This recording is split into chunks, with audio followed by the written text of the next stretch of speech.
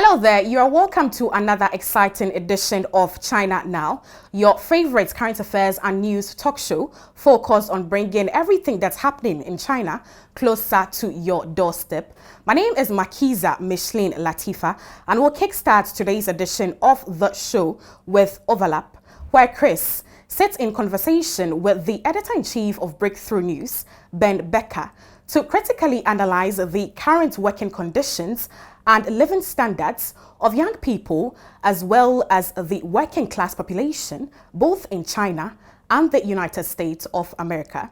Let's take a listen to this very insightful conversation, shall we please?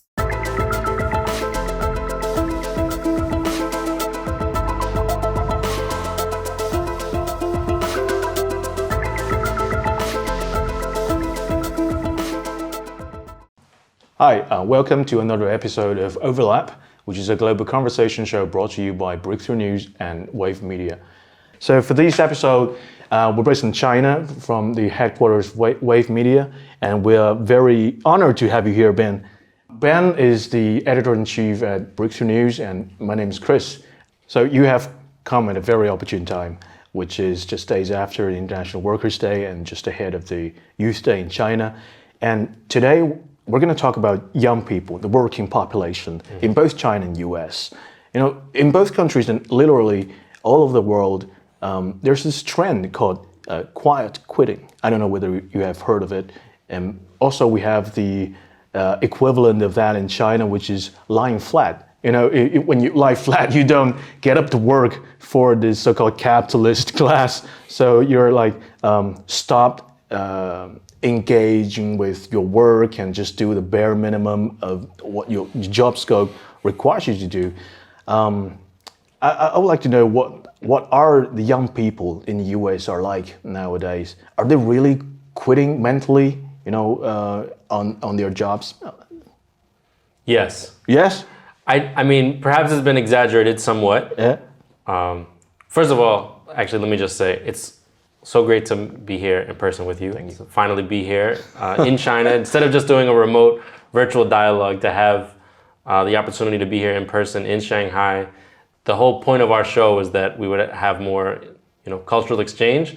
So to actually be here is like the dream of what Overlap could be. But yeah, I think you're right that there is a real global phenomenon of young people who are checking out, so to speak. That's the phrase we'd be using in the US, checking out of work. Even while they're still technically at work, they've mentally checked out. I don't know how new it is. In some ways that we might be giving a name to something that's always existed. Sure. People have always been alienated at work probably since the beginning of at least the capitalist economy. Your shirt is very appropriate here. Let's get this party started. Karl Marx talked about alienation from the very beginning, that when workers don't feel connected to the mission of their labor, they feel alienated from their labor, from themselves, from each other. So in some ways, I think it's giving a name to something that's long existed. In another way, I think it reflects something about our modern economy, where people don't find that their labor is they're not being rewarded for it. It doesn't come with adequate benefits, doesn't come with health care. It's not improving their standard of living. They don't feel sort of spiritually or emotionally connected to their work. So they're finding spiritual, emotional fulfillment outside of work. And they spend most of the day just checking their clock, hoping to get to the day's end as quickly as possible. So I think that, it's a real thing that's happening, and I'm sort of glad we're able to talk about it. In the US, I would say mostly it gets talked about as a just generational thing, that young people don't care about work like the way older people do. Yeah. There might be some truth to that, but I think the real question is why? Instead of just blaming young people, to really think about what has changed about the nature of work that would make so many young people come to that conclusion. Yeah. I think one of the things you said is very interesting, is that this is a fairly old phenomenon, but it comes, time from time it shows up that young people have their dissatisfaction from their jobs. But there a previous era where, the working generation, the working population generally feels more satisfied with their work, when they were willing to put in more of their energy and efforts into what they were doing. So it's because of that era that happened, that took place. So some of the more senior management, in positions of management, the senior staff, they blame the younger generation of not working hard enough in more recent times. So why is there a shift like this? Why is that young people everywhere suddenly feel disoriented? Were the older generation, have they gained something the younger generation have no access to? Yes. I would say greater prosperity is the number one thing. I mean, starting in 1973, at least in the United States, you see productivity goes up and up and up and up. Wage. The amount that you're producing as a worker, but wages are flat. So how long can that go on before people start to realize, why am I working so hard if basically my life isn't getting better? So I think that a lot of this tracks with, do you feel that your life and the lives of your children are going to be better as a result of your hard work? If you don't feel that it's actually going to deliver, why would you care? I mean, and I think a lot of young workers and other workers are asking the question, if this employer can't, find the way to provide me health care or doesn't care to give me a sick day when I'm sick, why should I care this much about the job? I think it's a pretty reasonable question, actually. Of course. I think maybe in other eras, people would just organize together and there would be sort of more union activity. That's happening too in the United States. But there's this other kind of silent resistance, quiet resistance, individual resistance, especially when you lack a collective forum to raise your grievances. Instead of raising your grievances individually in an open way in which you could be punished by your employer, you sort of silently resist. And it might take the form of laziness in some cases, but it also, I think, is a form of like feeling like the economy no longer works for you. Yeah. So you mentioned the history of unions. I think the labor's union, trade unions have played a larger role in the history of, European economies. But in the United States, what was the role of the trade unions historically?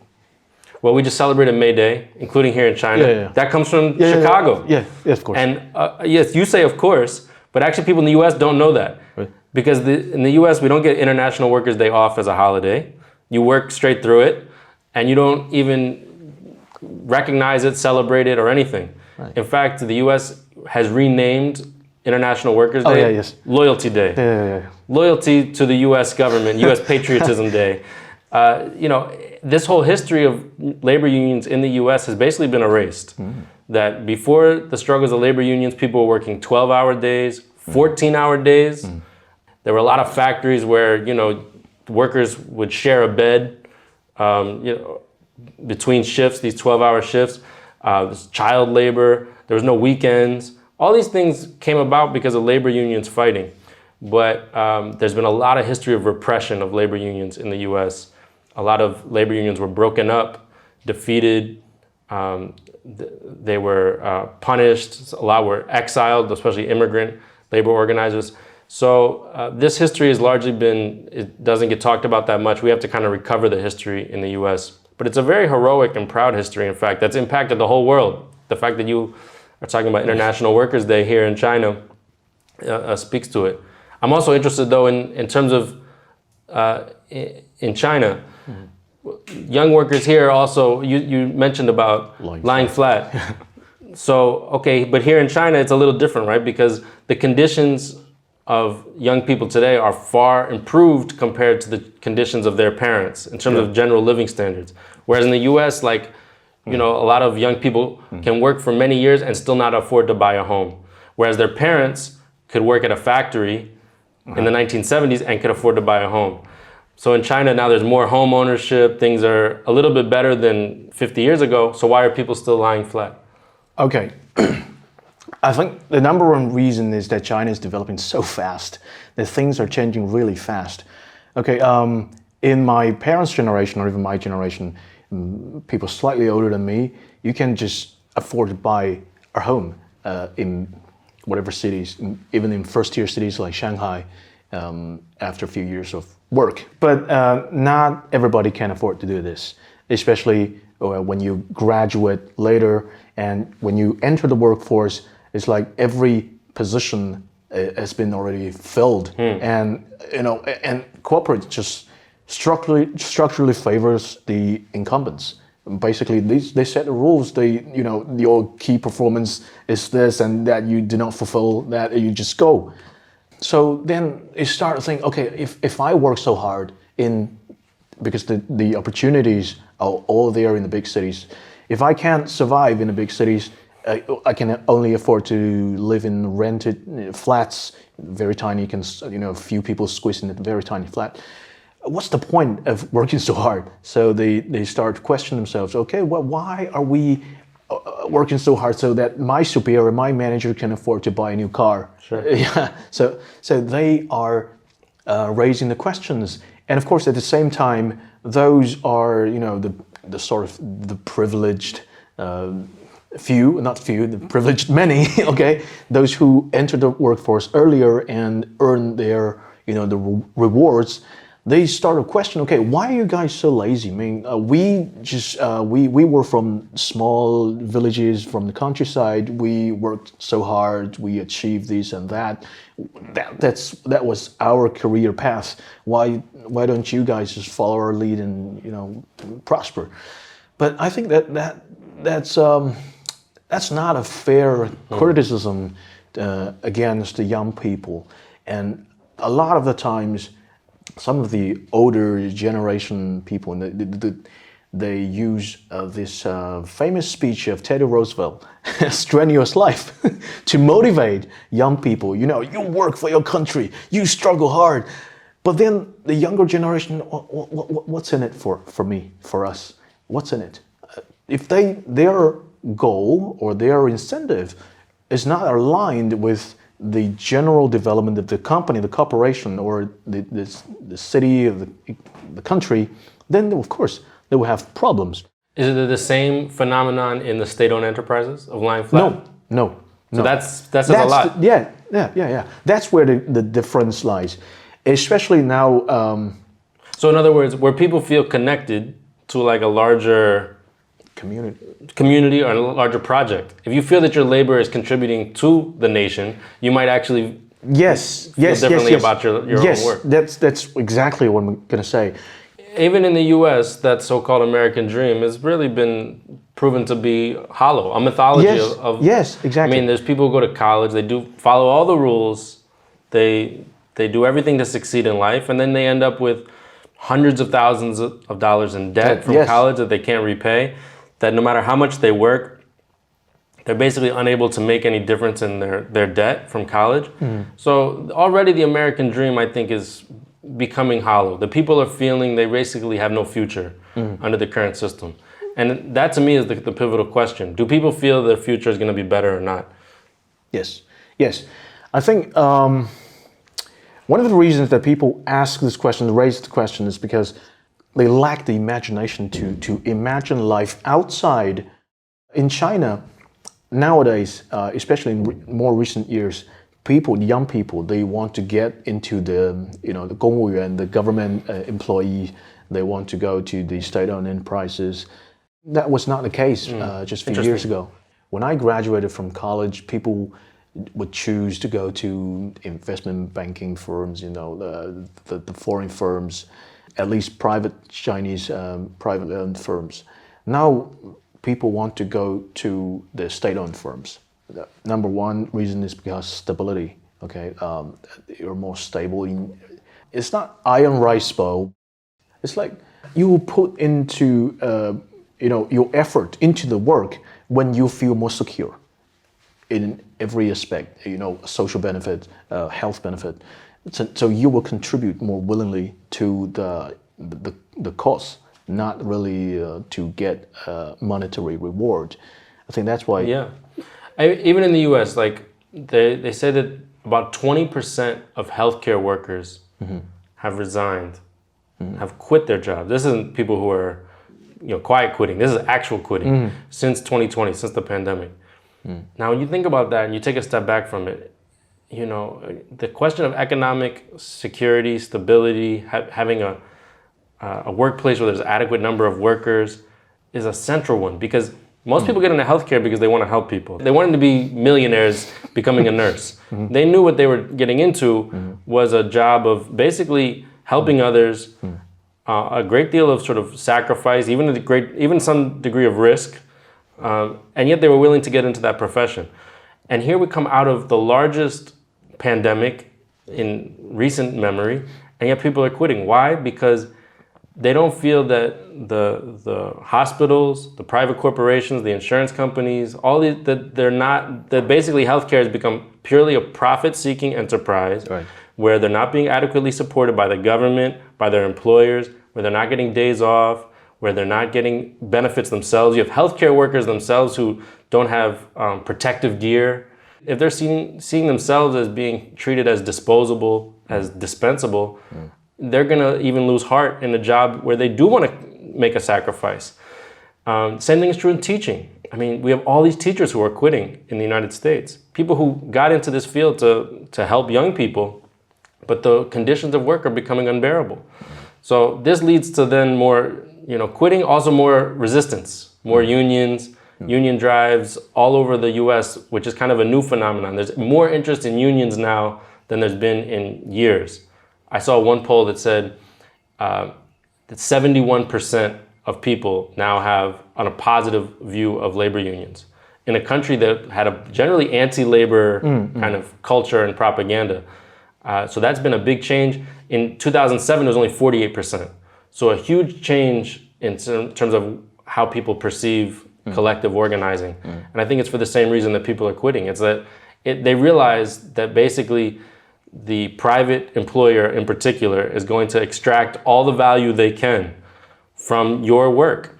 And instead of your work sort of contributing to the whole of society, you're basically contributing to inequality. You're contributing to someone else's wealth. Yeah. That's a very fair reflection of the reality also in China. I mean, people are quite quitting or laying flat because they think their reward, monetary reward, their wages do not reflect the inherent value of their labor. That's one of the big reasons that they are not enthusiastic about the work. I read a very interesting book. It's called Hillbilly Elegy by J.D. Vance. J.D. Vance. Yeah. It's about the journey of that generation of U.S. workers. Yeah, it's interesting. Well, China has its own. You got to be careful with J.D. Vance. I haven't read the book myself, I have to admit. So I don't want to give a literary critique, but I'm talking about a critique of J.D. Vance himself. There is something about this sort of mythology of the American worker who pulled himself up by his bootstraps, and especially this sort of the left behind white working class figure who's now being instrumentalized for this right-wing political agenda. Yes. And it's true that the industrial heartland of the country has been neglected. People are suffering from huge increases in addiction, drug overdoses, suicide, and that's what's driven so many people to leave those areas. Great places to live where now people feel they can't make a living. But it's being utilized actually not to promote workers' rights, not to promote higher wages, but it's used to promote this sort of like conspiracy against, it's actually used to promote the vision of the big cities against the rural areas. And in fact, working class people in the big cities and the rural areas have common interests. And need higher wages and better housing and the rest. And in fact, of course, life was not so great back in the old days either. It was highly exploitative. To the extent that things were improved at all, it was because of the unions, which people like J.D. Vance helped destroy. So let's be careful with J.D. Vance. Yeah, of course. I'm well aware, I think, of the spin, the sort of political spin. It's just an interesting talk points from the right. I mean, that how the white working population are suffering under globalization, where the profits went to the liberal elites, and the true Americans they suffer. But I'm not saying that I agree totally with their narrative, but I kind of am sympathetic to some of their points. Of course, America has reaped tremendous benefit as as a country as a whole from the whole process of globalization. But that benefit, that profit, overwhelmingly went to. Sure. Yeah. I mean, there's an element of it that's true, undoubtedly. Yes. I think America is like a globalist empire, but then the state, the United States itself, is like a province. Is only a province of that overarching empire, whereas the empire itself is stateless. Is a globalist empire. But the country, the right, the nationalist, whatever you call it, the populist, they want to sort of take back their country. Of course, there's a lot of twists in their presentation of history, also the reality. But is there an element of truth in that? How do you feel about it? Yes, there's an element of truth. All propaganda has an element of truth. And of course, it's all about, is it the whole truth or is it a partial truth, right? So yes, of course, there's an imperialist ruling class that is loyal basically to their own profits above all else. And they don't really care about who the worker is, what country they're in. They only care about the highest rate of return. And it's true that they sold out big parts of the country for labor elsewhere, for resources elsewhere. They prioritize finance over factories. That's obviously true.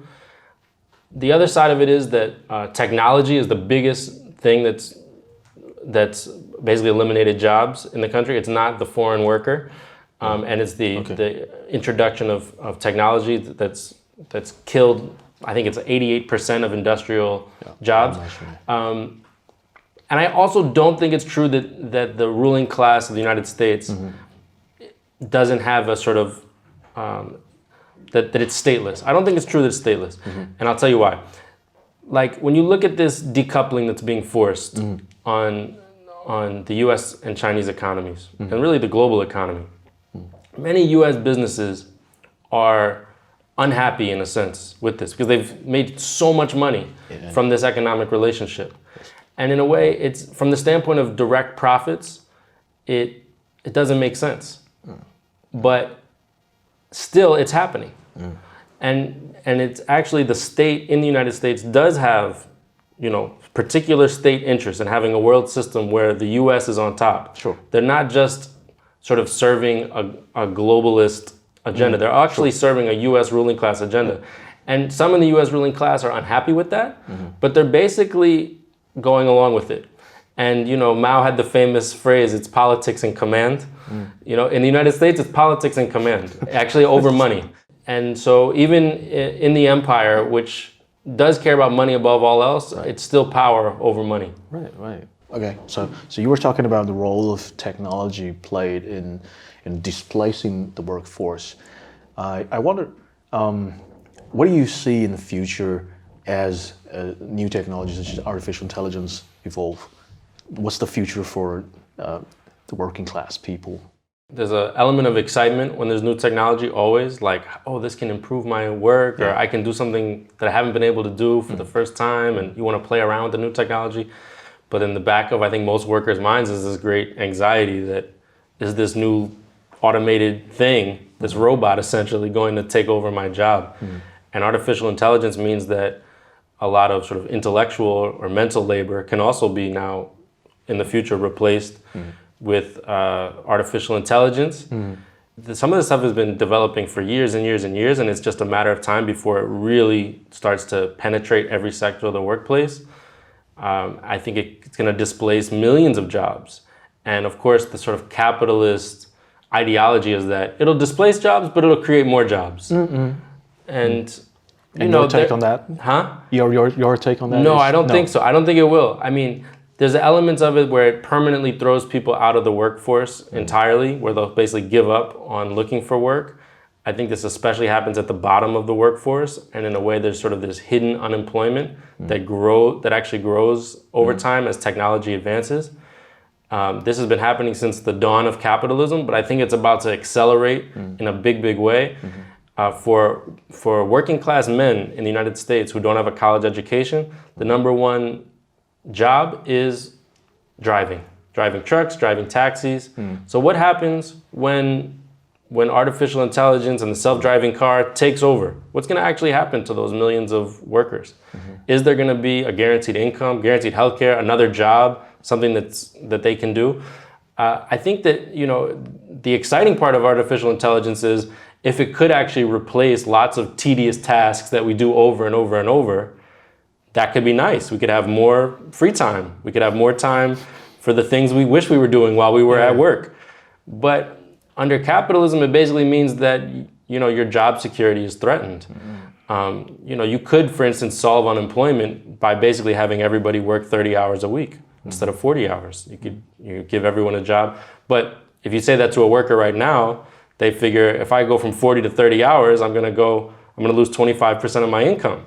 So you'd have to actually have the government intervene so that this technology is used to uplift everybody.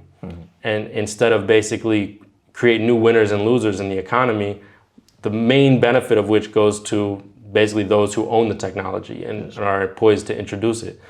I think only planning, basically, long-term and medium-term government planning that all of society can get behind. This is the plan. This is how technology is going to be used, how it's going to be used to help the environment, help us become more knowledgeable, help us replace tedious tasks, and your living standards are actually going to be improved as a result. Then people wouldn't have so much anxiety about technology. But right now, the way it's introduced, sort of just based on the market, it's going to cause a lot of people a lot of anxiety. Yeah, I totally agree. I mean, it's about the aligning of interest because, the entrepreneurs, the technological entrepreneurs, I think their community has certain fetish about technology. Yeah, it's all about how this will break and make new things and destroy the old things and spur growth. But then the rest of the population is much, much slower to adapt and to adjust to the new environment. Then I think the government, of course, is a sort of a mediating force to help to prepare the population. And I think China has good reasons to be more concerned about this because some say that China is the Saudi Arabia of data when it comes to artificial intelligence because China has vast amount of data and in terms of application, China can train the algorithm so much faster on a much larger scale than many other economies. So I think in that way it affects many more people's livelihoods in China, and I think we ourselves need to be more cautious. I'm glad that you mentioned, the government needs to do something, and I think that our government indeed needs to do something to protect the prospect of labors. Sure. Yeah. I mean, I think the question you said about what's going to protect our rights is the fundamental issue. Is there a concept of rights that even exists, for that? And are they enforced? If there are social rights that are just rights, meaning they can't be taken away. No technology is going to take them away. No new government's going to take them away. No new political leader. They're just rights. Then that changes the game totally. And I think only social rights is the answer to this. In the U.S., labor rights exist on paper. They came from a lot of struggle, but only 6% of the private sector employees have a union. There's no right to health care. There's no right to dental care. There's no right to a quality retirement. Even the Social Security you get for retirement was designed as supplemental retirement insurance, meaning it was supposed to supplement some other retirement, but that other retirement doesn't exist. So you can't really live on Social Security. So, and in the Constitution, there's basically no positive rights that are given to the population, to the working class. So everything has to be really fought for at the workplace during your working age life. And then if you're unable to work, there's really very little for you there. There's unemployment insurance for a few months. That's very hard to get sometimes, depending on what industry you're in. So I think that the artificial intelligence question raises the question, first of all, are there social rights? meaning that are just insured by the government, is there, like this whole notion of growth at any cost is not going to work. You need to have quality growth, as you know, I think one of the phrases here, you need to have quality growth, you know, growth for everyone. And also for those who are working, you know, how do you make those jobs actually deliver far more than they currently are delivering? The number one coupon on the Groupon app, which is an app that many people use in the US for like little special deals and things. The number one coupon that people get is dental care, a dental appointment, because they don't have guaranteed dental care at their jobs. And these are people, a lot of them have, you know, white collar jobs and they still don't even have dental insurance. So anyway, I mean, that shows you, if that's the way your employer already considers you, if that's already the norm, just imagine when they have artificial intelligence. You think they're going to have any loyalty to their current workforce? Not at all. Yeah. And I think one of the encouraging aspects is that the young people are more acutely aware of the situation they are in terms of labor relation with their employer. I mean, not only in China, but also as we're talking about the problem, the phenomenon of quiet quitting in the US. I think the younger generation are more aware of their rights, and they start to demand that their voice to be heard.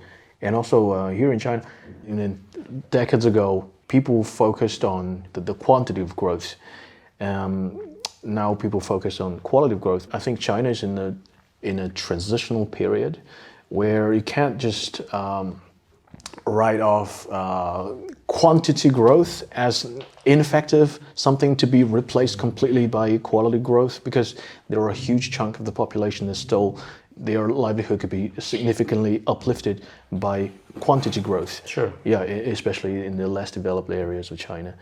So I think it's a very delicate problem that China. Well, look, China has a per capita GDP that is still far lower than the U.S., where the U.S. basically has an economy of abundance.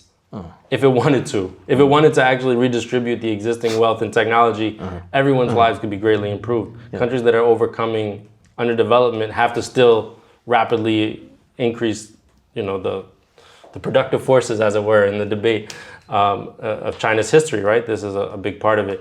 In the US, there's not really a debate about increasing the productive forces of society, because everyone knows that already there's basically a society of abundance. There's enough food, there's enough housing. There doesn't need to be scarcity. There doesn't need to be, it's basically a political decision to have people without housing, a political decision to have people without work or without food. All of that is available. So yeah, I think this is an interesting contrast between our societies. Yeah. And I think that's a very political question that needs to be addressed. And I think we've covered a lot of issues, and one of the things that reminds me of, a line of words that's on Karl Marx's tombstone, workers of all lands unite. Yes. That workers in China and workers in the US, despite having they're in different stages of development of respective countries, despite their differences, that they still ultimately demands the same thing. I think is to be taken fairly, their labor to be taken fairly and to be valued fairly. And I think for that reason, and to not be pitted against one another. Of course. This is the main thing. Yes, and I think that's really important, not only in the United States, because you come from American background, you know that how China is constantly demonized. And also in China, I think it's very important to remember that the Chinese people and the American people, they need to unite together. They should not demonize, to say, okay, that you are imperialist state, you are the bullies, international politics, so all of you are just bad, equally bad. I think that we Chinese need to make a clear distinction between the American state and the American people, and it's very important. I hope our show will serve as a bridge. One step, yeah. Yeah. With that, I think we have come to the end of today's episode. Thank you very much. Thank you. Well, thank you so much for staying tuned. I hope you enjoyed every bit of that conversation. But let's now continue the show with Threshold, the segment that focuses on emerging technological innovations that have life-changing potential. So on today's episode, Lisa will tell us all about the latest innovation by the Chinese Academy of Sciences in Xicheng, which is the TBY Nanobot Technology, and its ability to travel through the human body to cure various forms of chronic diseases. Lisa, please. Hi, I'm Lisa, and this is Threshold in China, a segment that gives you a taste of the future before it actually happens. I'm going to talk about emerging technologies that have life-changing potential and assess their ability to influence our life in the near future. In the sci-fi movie Fantastic Voyage, a team of scientists is shrunk down to microscopic size and injected into your human body to repair a damaged blood vessel. They were able to navigate through the body and find the source of the disease, allowing them to develop a cure to save the patient, a diplomat's life. This movie of 1966 has since become an all-time classic and popularized the idea of shrinking humans and traveling inside human body. Well, today's topic, as you can guess, is about shrinking human. A team of scientists have successfully shrunk themselves and disappeared. Nobody has seen them since. Okay, just kidding. We are actually going to talk about traveling inside a human body and curing disease. It's no less exciting than shrinking humans though.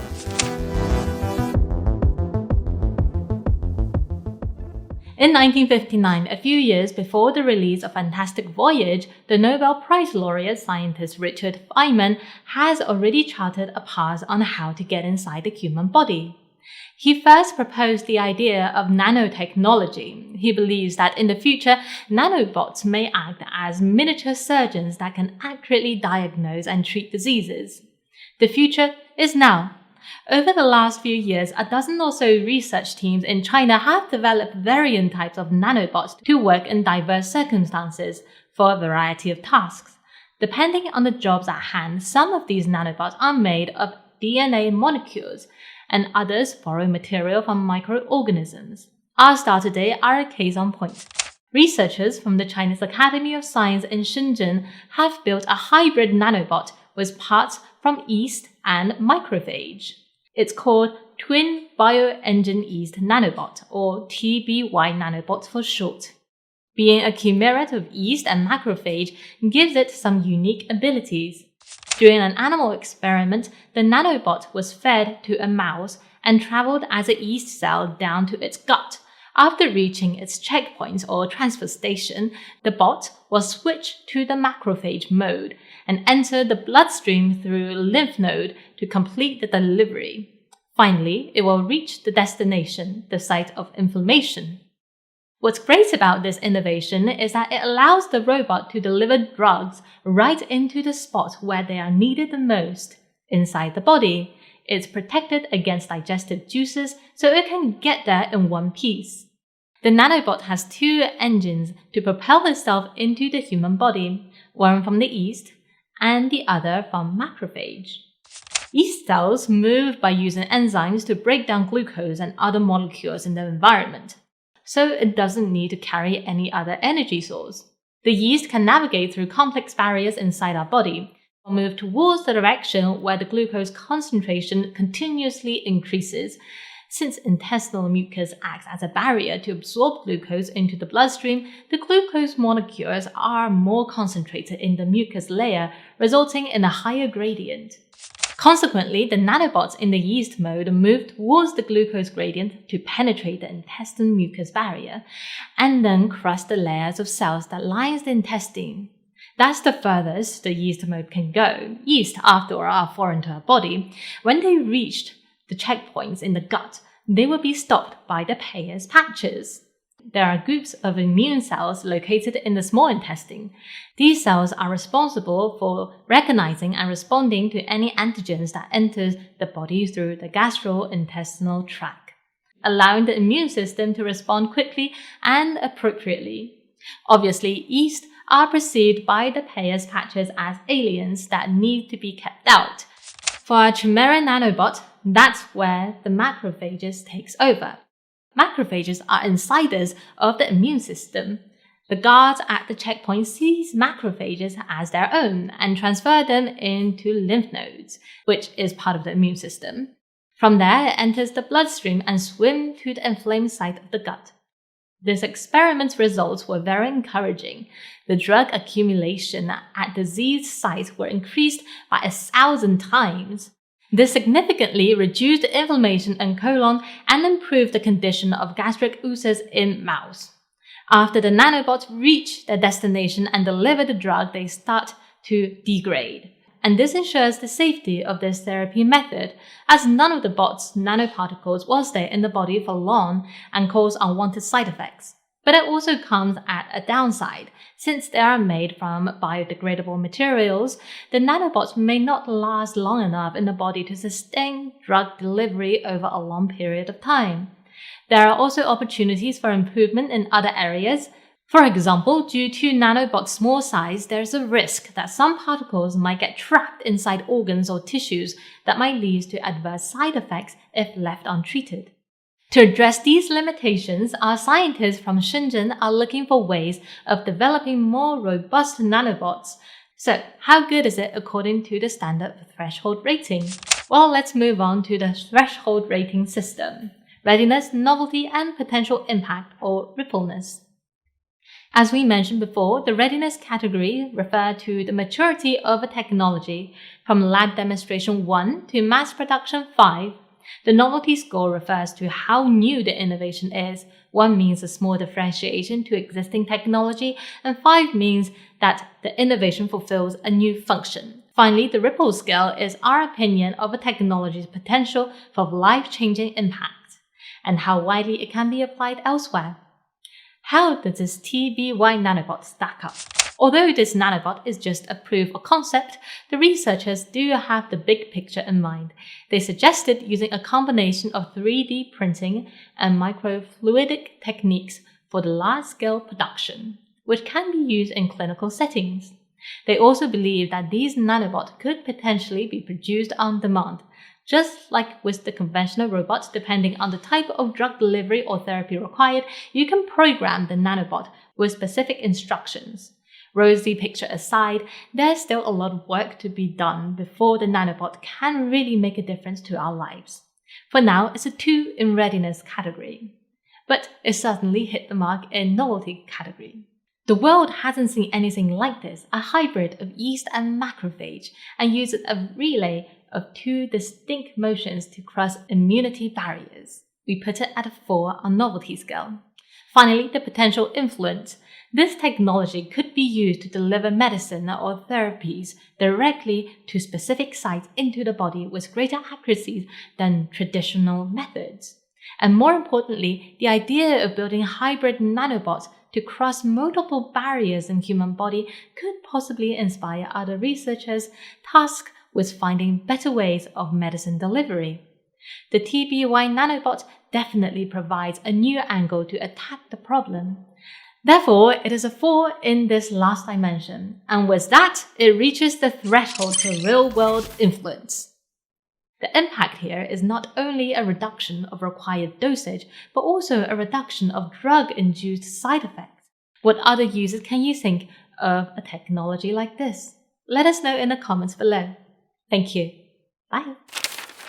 Well, all too soon, we've come to the end of another interesting edition of the show. We are super thankful that you made time to watch us. Don't forget to share with us your comments, feedback, and suggestions through the email provided below. Hoping to hear from you soon, and I can't wait to see you same time next week. Until then, it's goodbye from myself and the rest of the team.